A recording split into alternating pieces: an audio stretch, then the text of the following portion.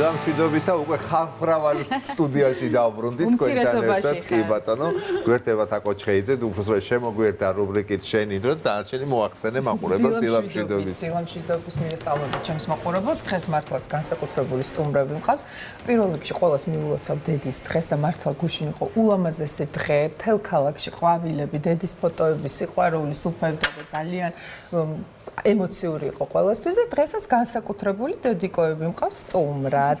ასევე პატარა სტუმარი, მოდი ახლა წარვადგენ ჩემს სტუმრებს, ქეთუნა ბუდაღაშვილი, ახალგაზრდა ჟურნალისტი, არაჩვეულებრივი რუბრიკის პირადი ისტორიების ავტორი და წამყვანი, ხშირად გვატირებ ხოლმე შენ. პასუხი მოვთხოვოთ მაგის გამო. რუბრიკას რომ უყურებ, ძალიან ემოციურია და მადლობა ქეთუნამ არაჩვეულებრივი რუბრიკისთვის. ჩვენი ასევე ტელეწამყვანი ფსიქოლოგი თიკა წერეთელი, რომელთან ერთადაც ვისაუბრებთ ამ თემაზე, მაგრამ სანამ თემას წარვადგენ, განსაკუთრებული სტუმარი მინდა წარვადგინო. ეს არის პატარა მაშო გვასალია, რომელიც არის ქეთუნას ულამაზესი გოგონა და დღეს ვისაუბრებთ თემებზე, რა თქმა უნდა, დედაშვილობაზე ვისაუბრებთ, მაგრამ ასევე ვისაუბრებთ ფსიქოლოგთან ერთადაც, დღევანდელ დღეს როგორ შეიცვალა შვილებს უნდა მივცეთ თუ არა თავისუფლება არჩევანის დროს. კონკრეტულად 60-ის შეძენის დროს, ჩაცმის დროს, დილით ბაღში ბავშვები რომ მიდიან, უკვე სხვა თაობა მოდის, თვითონ არჩევენ ამ 60-ს, ჩვენ უნდა ჩავერიოთ, უნდა მივცეთ თავისუფლება თუ როგორ ხდება. იმიტომ რომ ჩემ ბავშვობაში უფრო განსხვავებული იყო ეს მიდგომა, ახლა მგონია რომ ყველაფერი შეიცვალა. ქეთუნა, მოდი დავიწყოთ შენით პირველ რიგში. გილოცავ დედის დღეს და ძალიან ბედნიერი დედა იყავი, გახარებული შენი შვილით. მოდი დავიწყოთ ულამაზესი მაშკას შესახებ. მაშკა ხარ, ხო? შენ უფრო მარიამი, მაგრამ ყველა ეძახის მაშკას, ხო? და როგორ ხდება? მოდი, აი დილით მიდის ბაღში. და ვარჩევთ სამოს, გოგონა იპრანჭება, უკვე ეთყობა ძალიან ლამაზად არის გაპრანჭული. ყოველ საღამოს ვარჩევთ სამოს, ერთად ვარჩევთ სამოს, გადავდებთ ამ ყველაფერს. დგება დილა და ყოველ დილით თითქმის ყოველ დილით ქალბატონი მარიამ გვასალია იტყვის რომ ეს არ მოწონს. წინა საღამოს ჩვენ ერთად შევარჩიეთ. შემდეგ გამომაქვს ვთქვათ მეორე ვარიანტი, მესამე და ნუ რაღაცნაირად შემდეგ მივდივართ იქამდე რომ მაინც რაც მას უნდა იცვამს იმას და ისე მივდივართ ბაღში. ყოფილა შემთხვევა რომ თმაც არ დაგვევარცხნია, იმიტომ რომ მან ასე გადაწყვიტა და შემდეგ სხვათა შორის ერთი ასეთი შემთხვევა მახსოვს ბაღში, როდესაც მივედით და რაღაცნაირად მასწავლებელს ვუთხარი კარში, რომ დღეს თმა არ დამავარცხინა, მეთქი და არ იფიქროთ, რომ უნდა მეთქვა, რომ აი მე არ დავარცხნა და ისე შემომხედა მასწავლებელმა, რომ არი ნერვიულოთო ჩვენ აქ ისეთებს ვართ, გამიღიმა და მივხვდი, რომ მართლა ყველაფერი რადიკალურად შეიცვალა, იმიტომ რომ მე არ მახსოვს შედაჩემისთვის მეთქვას ყველაფერი.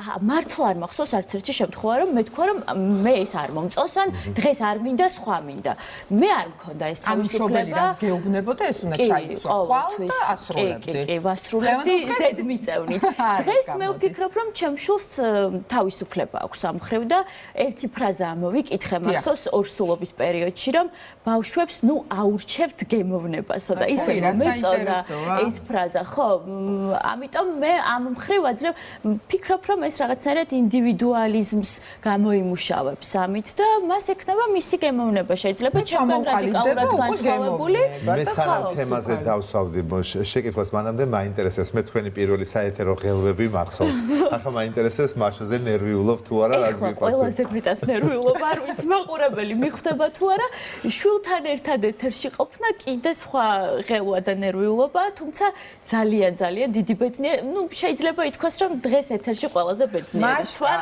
ამასთან. მოგვიყევი შენ დღეს როგორ გაემზადე რომ მოსულიყავი ეთერში ნახე ვინ შეგირჩია ეს ულამაზესი კაბა და თავზე მოატრიალე რა გაქვს? როგორი ბაფთა აქვს შეხედე დედიკომ თუ შენ თვითონ? ჩანთაში რა? დედა დაგეხმარა და ჩანთა აქვს ნინო მოტანილი რა არის ამ ჩანთაში შეიძლება რომ ვნახოთ? რა გაქვს მოგვიყევი? აბა გვაჩვენე დაგვათვალიერებინა მითი ეს ესე დავდივართ ბაღში ხოლმე თავისი ჩანთით, ხო? ბაღში ძირითადად არ აქვს. უფრო სახლში ტოვებს ხოლმე, მაგრამ დღეს რატომღაც გადაწყვიტა რომ თქვენთვის ეჩვენებინა. თვითონ წამოიღო ეს თავისი ყველაზე საყვარელი ნივთები, რომელსაც განსაკუთრებულ შემთხვევებში ნახეთ, ნამდვილი გოგოს ჩანდა. ნამდვილი გოგოა, კი, ასე ვიტყვი, რომ გოგოს ფსიქოლოგს კითხოთ, ეხა ეს გოგოს აუცილებელია თუ არა ამასთან. მაინტერესებს ძალიან მეც. თიკაბოს გამშობლები ვართ ყველა და მოგვეცი რჩევა. რამდენად სწორია ეს მიდგომა, ასე უნდა იყოს თუ ჩვენ უნდა ჩავერიოთ და უფრო ვიაქტიუროთ. ბავშვს უნდა მივცეთ არჩევანის თავისუფლება. ეს არის ძალიან მნიშვნელოვანი. მე ეხლა რომ ვაკვირდები, მინდა რომ ჩემ მშობლებს მადლობა გადავხატო, იმიტომ რომ მე თვითონ ძალიან კარგად მახსოვს ბაღში რომ დავდიოდი, როგორ ვტიროდი ის კონკრეტული კაბები რომ არ მინდოდა და დღემდე მახსოვს რომელი ტანსაცმელი არ მინდოდა და რატომ. მახსოვს სად მიჭერდა რაღაცა შალი იყო ცოტათი მწკენი და აი ანუ დისკომფორტს მიქმნდა, მაგიტომ ვტიროდი და არ მინდოდა და მაძლევდნენ იმის უფლებას რომ არ ჩამეცვა, მაგრამ ნუ დღემდე წუხსე და ჩემი მაგის გამო. აი ჩვენ შემთხვევაში ჩაგეჭრები დისკომფორტს რატომ ვერ დავაბრალებ, იცი? როდესაც მარტო მამას მიყავს ბაღში და მარტო მამა ამზადებს დილით, თქვათ მე უკვე სამსახურში ვარ. მამასთან არ ჭირვეულობს, მამასთან იცობს ყველაფერს, რაც წინა დღე შევარჩიეთ და როდესაც დედა საინტერესოა, თიკა დედასთან უფრო მეტი თავისუფლება აქვს, უფრო მეტად თამამდება და ამიტომ ყველაფერს ითხოვს და მამასთან უფრო მობილიზებულია და ეს ზოგადად კარგის ნიშანია სიმართლე გითხრათ. შეხაროდეს ესე. საიმედოდ არის უფრო მეტად და ამიტომ ეს არ არის ცუდი. თუმცა არჩევანის თავისუფლება იმიტომ არის მნიშვნელოვანი, რომ ნახეთ, უბრალოდ უნდა დავიყვანოთ 2 ან მაქსიმუმ 3 ნივთამდე, რომ მივცეთ ჩვენ რაც გვინდა, ჩვენი სიბრძნე იმაში მდგომარეობს, რომ ჩვენ რაც გვინდა, იმ 60-დან, იმ საკვებიდან ვაძლევთ 2-ს ან მაქსიმუმ 3-ს და ბავშვი ირჩევს. და ბავშვს აქვს განცდა, რომ აი მე უკვე რაღაცის გაკეთება შემიძლია. მე შემიძლია აქედან ავირჩიო უკვე. ნახეთ, კომპეტენტურობის განცდა აქვს, დამოუკიდებლობის განცდა, გადაწყვეტილებას იღებს ამ პროცესში ბავშვი, სხვა თუ არაფერი, რომ მე აი აქედან ვირჩიო, რაღაცა ძალა აქვს უკვე. და აი დამოუკიდებლობა რაში დაეხმარება სამომავლოდ შეიძლება გვიქნა. იქნება უფრო თავდაჯერებული, დამოუკიდებლობის უნარები ექნება, ბევრად უფრო მშვიდი იქნება, ან საკუთარი აზრის დაფიქსირებაშიც უფრო თამამი იქნება. ნუ ეს ძალიან მნიშვნელოვანია და არ იფიქროთ, რომ აი ეს უნარები უკვე ცოტა მერე უნდა დავიწყოთ ჩამოყალიბება. აი სათამაშოებით თამაშს რო ვიწყებთ, ვეუბნებით, კუბებით თამაშობთ თუ მანქანებით, მაგალითად. უკვე აძლევ არჩევნის უფლებას. დიახ. და აი თუნდაც რატომ ვაკეთებთ ამას, რომ ბევრი სათამაშო აი არ ვერ ახერხებს ბავშვი ბევრი სათამაშო შემთხვევაში ერთზე დიდხანს გაჩერებას. ამიტომ 2-ს რო ვთავაზობთ 2-დან 1-ს რო ვითამაშებთ ბოლომდე. ანუ დასრულება უნდა ვიცოდეთ. აი სათამაშოებთან დაკავშირებით და გემოვნების ჩამოყალიბებასთან დაკავშირებით მინდა ვიკითხო. ახლა ეს ისეთი ასაკია, როდესაც შემეცნების უნარი აქვს და ყველაფერს ეპოტინება, ანუ არჩევს, არ არჩევს, მაინც აინტერესებს, ხო? სათამაშოები, აი როგორც გაჯეტები არ შეიძლება რაღაცა და ამაზე ხომ გვეუბნებით ხოლმე რომ არ შეიძლება რაღაცა, ან შეზღუდულ დროი და ასე შემდეგ. ანუ შესაბამისად ჩვენ რაღაცეებში ვერევით მაინც. მაგალითად, როდესაც მაშოს ჩანთაში უდევს კოსმეტიკის საშუალებები, მართალია სათამაშო, მაგრამ ასაკობრივად რამდენად უწევს და შესაძლებელია. ეს 1000-ში სუბუქად შეიძლება რომ გაკეთდეს, მაგრამ ის რომ ბავშვი იყოს გადაპრანჭული, რა თქმა უნდა, არ არის სასურველი, მაგრამ მე მაშა არ მუდმივად. ხო, რა თქმა უნდა, ხანდახან შეიძლება ჩვენ ეს გვაქვს აი განსაკუთრებული შემთხვევებისთვის, მაგალითად დღეს რომ იცოდა რომ ჩვენ აქ მოვდიოდით. კი, გამოსასვლელი. ბოლო პერიოდის განმავლობაში ხშირად ვეუბნებოდი რომ ჩვენ მივდივართ დედიკოს სამსახურში, ტელევიზორში. სტუმრად, კი, ბავშვებისთვის გათვლილია ასაკობრივად, თუმცა მე მაინც არ მიყვარს, როდესაც ბავშვი ერთობა, ასე ვთქვათ, მაკიაჟის, კოსმეტიკის საშუალებებით, თუმცა დღეს რადგან იყო განსაკუთრებული დღე და დღეს რადგან მოისურვა, მე ამაშიც მივეცი თავისუფლება. თიკა, ძალიან მომეწონა თქვენი მოსაზრება და მეც ფსიქოლოგების არაერთი რჩევა მაქვს წაკითხული, რადგან მეც შვილების დედა ვარ და ჩემი ბიჭები არიან, თუმცა ბავშვობიდან ჩვენც გქონდა ეს თემა, რომ ზუსტად იცოდნენ რა უნდათ და რა უნდა ჩაიცვან, ან დღემდე რომ მივდივართ საყიდლებზე, რაც მოწონთ, იმას ვყიდულობთ, მე ვერ ვერევი, აი ესე არის ყოველთვის და გავითვალისწინე ძალიან კარგი რჩევა ფსიქოლოგის, რომ თუ მაინც და მაინც არ მოგწონს მშობელს, თქვათ, რასაც იცმევს ბავშვი დილით მიდის ბაღში და ნუ არ მოგწონს რაღაცის ფორმას იყოს. არჩევანი მაგალითად შენ უნდა დაულაგო 2-3 ვარიანტი და უთხრა, აი, აქედან არჩიე. კი ბატონო, რომელიც არის ძალიან მნიშვნელოვანი ვერვერები და არვერების შორის. რა თქმა უნდა, ჩემი სიბრძნე და ჩემი ძალა იმაში მდგომარეობს, რომ სასურველი, აი ამ 2-3-დან რაც უნდა ის აირჩიოს. ანუ არ შეცივდება,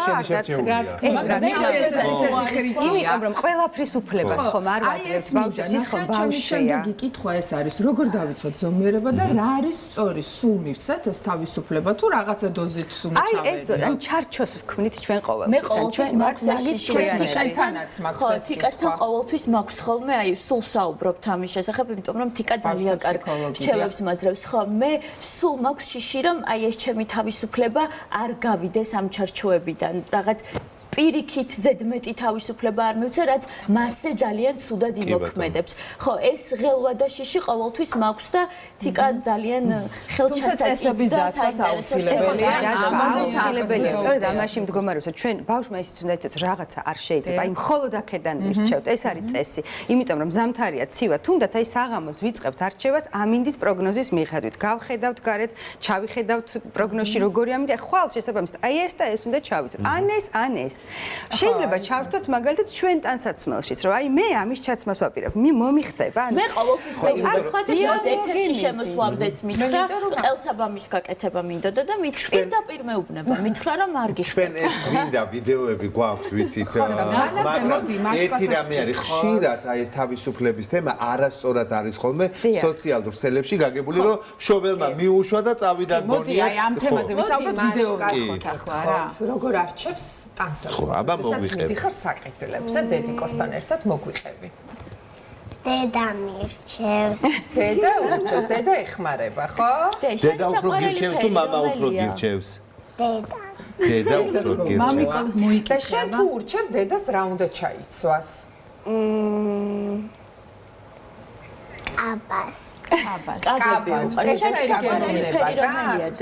ვარდისფერი. ვარდისფერი. აი ამ ვარდისფერზე ერთ სახალისო ისტორიას გავიხსენებ, როდესაც ორ სულად ვიყავი და გავიგეთ სქესი რომ იყო გოგო, რატომღაც ვთქვი რომ ვარდისფერი არაფერი აჩუქოთ მეთქი, ასე ვთქვი ოჯახში, არ მომწონდა, როდესაც გოგოებს ეცვათ ყველაფერი ვარდისფერი.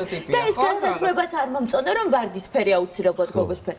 დაიბადა მარიამ გვასალია და აღმოჩნდა რომ მისი საყვარელი ფერი არის ვარდისფერი და ჩვენ სახში ყველაფერი არის ვარდისფერი. ვარდისფერი. ნახოთ ვიდეო რა შეიძლება ვიდეო და გავაგრძელოთ შემდეგ ნახოთ ვიდეო როგორ ემზადება ხო? კარგი ვიდეო ვნახავ. მარიამი ბაღში წასასვლელად. რა ფერია ეგდე? ყავისფერი. ძალიან მოყარხათ და გესონები აბა საყელო უყურე ლამაზი უწდეს გრიალი ეხავეო ლამაზაკი გამოიყურებით რო ლამაზად გამოჩნდები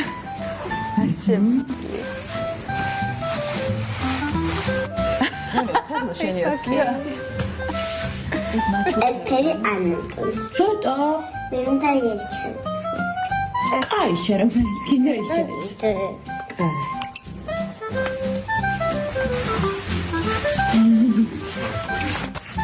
და ეს ფერები მოგწონს ერთად შენ ხო როგორც მივხვდი ეხა ფერზე მოვარჩევ საბოლოოდ ნახეთ რა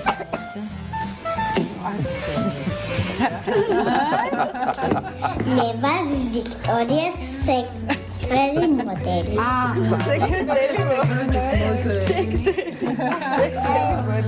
ყოჩა, ლამაზად ჩაიცი, ყოჩა. ერთი აუცილებლად აღსანიშნავია, რომ როცა ამასაკის ბავშვები არიან სახლის, ესა სახლში საძინებელი ასეთი ლამაზად დალაგებული არ არის. როცა დედა არის ასეთი დაგეგმეთ უნდა რა მაინტერესებს, იცი აი რომელი არის ან მაშკას ვკითხოთ შენი საყვარელი გმირი მულტფილმიდან? აი ვინ მოგწონს რომელი დათვი. რომელი მულტფილმია დათვი? იცი რა მაინტერესებს?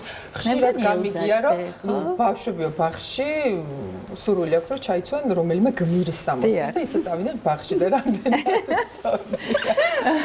ნუ ძალიან სწორი ძალიან პრინციპში თუ უნდა ჩაიცვან უბრალოდ არის ხოლმე რომ ხა თუ უნდა რომელიღაცა ფატაკაბა ჩაიცვას და პრინცესა იყოს ჩაიცვას კი ბატონო უბრალოდ თბილად ჩაიცვას შიგნით რომ არ გაცი და იცი რა მაინტერესებს მოდი ამ თემასაც მინდა შევეხოთ სანამ დავასრულებთ რომ თქვათ აი მშობლებს გვინდა რომ ამა თუ იმ წრეზე იარონ ბავშვებმა დავანებოთ ბაღს თავი ბაღი ყველაზე კარგი ასაკი არის და სრული თავისუფლება მე მგონი რომ მივცეთ უნდათ გამრაჭული კაბებით იარონ უნდათ მიკი მაუსის ფორმებით და ასე შემდეგ, უკვე უფრო ზრდასრულ ასაკში, როდესაც ვურჩებთ და გვინდა რომ ბავშვებმა ამა თუ იმ წრეზე იარონ და მათ არ სურთ. აი რა უნდა ვქნათ ამ შემთხვევაში? რაღაცა ხო სურთ ქეთუნა, შენც უნდა გაითვალისწინო ალბათ. ჩვენ გვაქვს უკვე ეს გამოცდილება, იმიტომ რომ შევიყვანეთ ბალეტზე არაჩვეულებრივ მასწავლებელთან, თუმცა რამდენიმე გაკვეთილის შემდეგ ძალიან გადაწყვეტილად და ჯიუტად თქვა, რომ მე ბალეტზე სიარული უკვე არ ამ მინდა. ასაკში, ხო? ამ ასაკში კი. მას შემდეგ ვისაუბრეთ ბევრი, მაგრამ მან გადაწყვიტა და იმის შემდეგ ბალეტზე არ ყოფილა. არა, თიკა ყოფილა ისეთი დაგეხმარე. შემთხვევები, რომ წლები გასულა და შემდეგ ბავშვს უსაყვარლური აქვს. ხო, რატო ძალით რატო აი რომელია სწორი საინტერესოა. და ჩევებიც მეცი მაყურებელს, აი ახალგაზრდა დედები, რომლებიც ამასაკი შვილები ყავთან ცოტა მერიან, ცოტა ნაკლები, რჩევები, აი მაგალითად ორი სათვალე უდევს, აქედან ერთი დედა მუყიდა, ერთი მამამ და მაინც იმას იკეთებს, რომელიც დედა მუყიდა. არა, მამაც მამა მამაც უყიდა, არც ერთხელ და ცოტა გაბრაზებული ვარ. ვიტყვი რომ მამას გოგო უფრო მეტად მართლა. მამაც გოგო. ჩევები. ჩევები, ეხლა რა გავაკეთოთ? როდესაც შეძლია ძალიან ხშირად მშობლები ჩვენი ოცნებების რეალიზებას ვახდენთ ხოლმე ბავშვებში, ხო? მიყვავს რაღაცა ისეთ წრეებს და მთავაზობთ, ეხლა ქეთუნა შენ შეკითხვას მე გავცემ პასუხს. მთავაზობთ ისეთ წრეებს, რომელიც ჩვენ გვინდა. ამ დროს უნდა დავაკვირდეთ. შეიძლება მართლაც ისეთი წრე უნდა, რომელიც დიდად მისთვის არ არის ესეთი მოსახერხებელი, მაგრამ ამ ბავშვს შეცდომის დაშვების უფლებაც მივცეთ. არასწორი არჩევანის გაკეთების უფლებაც მივცეთ. მოსინჯოს და თუნდაც ის იცოდეს, რომ აი ეს კი მინდოდა, მაგრამ მივხვდი რომ ჩემი არ არის და მოდი არაუშავს, მე შენთან ერთად ვარ, ხო? არა, აი ხომ გეუბნებოდი რომ ასე არ გამოგივიდო და კი არა.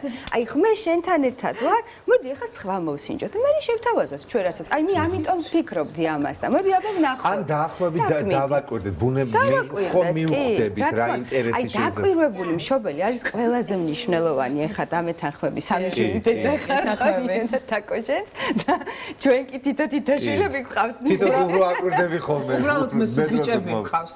და აი დაკვირვებული მშობელი არის ძალიან მნიშვნელოვანი. რა გიხდება. აი იმიტომ რომ მშობლებს ზოგადად გონია რომ ჩვენ გამოცდილება გვაქვს დიდი და მეტი ვიცით ბავშვებზე. რა თქმა უნდა, ჩვენი გამოცდილების ხარჯზე მეტი ვიცით, მაგრამ ინდივიდუალურია თითოეული ბავშვი და მე ვერაფრით ვერ მეცოდინება ზუსტად რა შეგრძნებები აქვს ამ მომენტში ჩემს შვილს. ანუ ის კაბა მოსწონს თუ ის საკვები მოსწონს თუ ის ფილმი უნდა თუ წასვლა უნდა. ამიტომ უბრალოდ ვაკვირდებთ. ამ დაკვირვების პროცესთან ერთად შეცდავლობთ. და წლების მერე ხვდები რომ ძალიან ბევრი შეცდომა დაუშვა ბავშვის ძალიან სხვათა შორის ჩვენ უკვე ის თაობა არის რომ მათგანაც ძალიან ბევრს სწავლობთ და მე ძალიან ხშირად ვეკითხები, როდესაც მივდივარ სადმე ჩემს შვილებს ძალიან პატარობიან ასაკიდან რომ მიხდება თუ არა ეს ხსასმალი აი თიკას ყველა რეკომენდაცია მაინც იყო შეთავაზება, თავაზობ, ურჩევ. და რეალური ვარიანტი. თიკას არაჩვეულებრივი რუბრიკა, ხო? აუცილებელი. სადაც ესეთ რეკომენდაციებს გასცემს. ძალიან დიდი მადლობა რომ გვეწვიეთ. განსაკუთრებული მადლობა ჩვენს პატარა სტუმარს, მაშკას, ხო, მარიამს, თიკას. დიდი მადლობა და მადლობა ეს გისურვებთ. მიხარია რომ შულებს უნდა მივწერთ. 10 საათია ვუყურებთ ქრონიკას.